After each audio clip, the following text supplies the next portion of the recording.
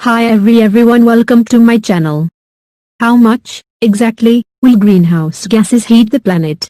For more than 40 years, scientists have expressed the answer as a range of possible temperature increases, between 1.5 and 4.5 degrees Celsius, that will result from carbon dioxide levels doubling from pre-industrial times.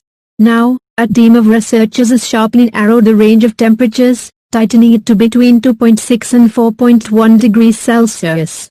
Stephen Sherwood, a climate scientist at the University of New South Wales in Sydney, Australia, and an author of the new report, said that the group's research suggested that these temperature shifts, which are referred to as climate sensitivity because they reflect how sensitive the planet is to rising carbon dioxide levels, are now unlikely below the low end of the range. The research also suggests that the alarmingly high sensitivities of 5 degrees Celsius or higher are less likely, though they are not impossible, Dr. Sherwood said. What remains, however, is still an array of effects that mean worldwide disaster if emissions are not sharply reduced in coming years. Masahiro Watanabe, a professor in the Atmosphere and Ocean Research Institute at the University of Tokyo and an author of the report, said that determining an accurate range of temperatures was critically important for international efforts to address global warming, like the Paris Climate Agreement, and for mitigating the effects of climate change. Narrowing the uncertainty is relevant not only for climate science but also for society that is responsible for solid decision-making, he said. The new paper, published on Wednesday in the journal Reviews of Geophysics, narrowed the range of temperatures considerably and shifted it toward warmer outcomes. The researchers determined that there was less than a 5% chance of a temperature shift below 2 degrees, but a 6 to 18% chance of a high temperature change than 4.5 degrees.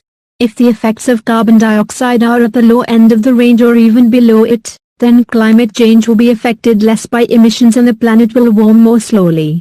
If the Earth's climate is more highly sensitive to carbon dioxide levels, then the expected results are not only more imminent, but also more catastrophic.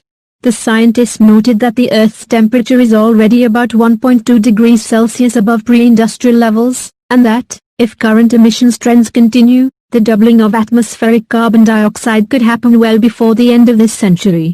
Andrew Dessler, a climate scientist at Texas A&M University, who was not an author of the report but who was one of its earlier outside reviewers, called the paper a real tour de force, adding that this is probably the most important paper I've read in years. For many years, those who wish to underplay the threat of climate change have tried to say that the sensitivity is low, and so rising greenhouse gases would have little effect.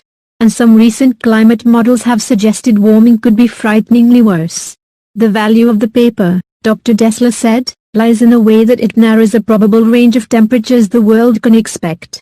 There were a number of people who were arguing the climate sensitivity was much lower, and a smaller number claiming it was much higher, he said, and I think the case for either of those positions is a lot weaker now that this paper has been published. That means that those who undercut the seriousness of climate change and the need for action have a much harder case to make now, Dr. Dessler said.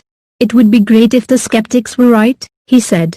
But it's pretty clear that the data don't support that contention. The paper, produced under an international science organization, the World Climate Research Program, brought together 3 broad fields of climate evidence: temperature records since the Industrial Revolution, records of prehistoric temperatures preserved in things like sediment samples and tree rings, as well as satellite observations and computer models of the climate system. None alone could determine the range, but the researchers found ways mathematically to reconcile the 3 disciplines to reach their conclusions.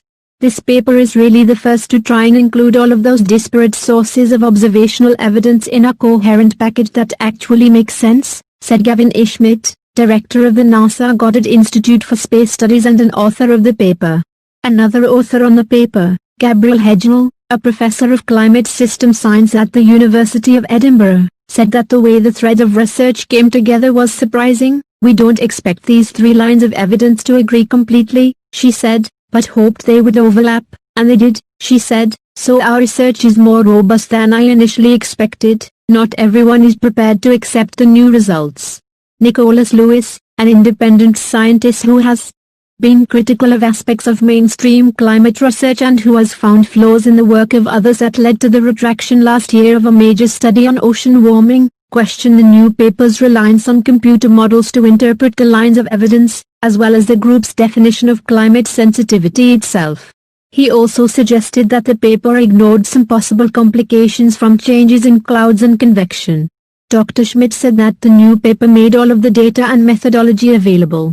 This is a real challenge to people who think the experts are wrong to go in, change the assumptions, run the code and show us the results, he said.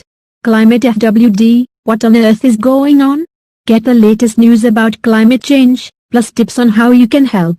Some degree of uncertainty about planetary warming is inevitable, said Zeke Horsefather, a scientist with the Breakthrough Institute and an author of the paper. But the current range is not a good amount of warming at all, he said, noting that eliminating the extreme still leaves a middle range that means climate disaster.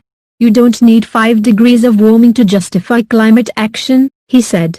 3 degrees is plenty bad. William Collins, a climate scientist at Lawrence Berkeley National Laboratory who was not involved with the study, praised the effort to tie together so much research into a single paper, but said that further advances in computing and data gathering would continue to drive the quest for answers. He compared climate sensitivity research to climbing Mount Everest and said, "This is an extremely important base camp. We are not at the pinnacle yet. Please save the trees and nature. Please subscribe my channel. Thank you."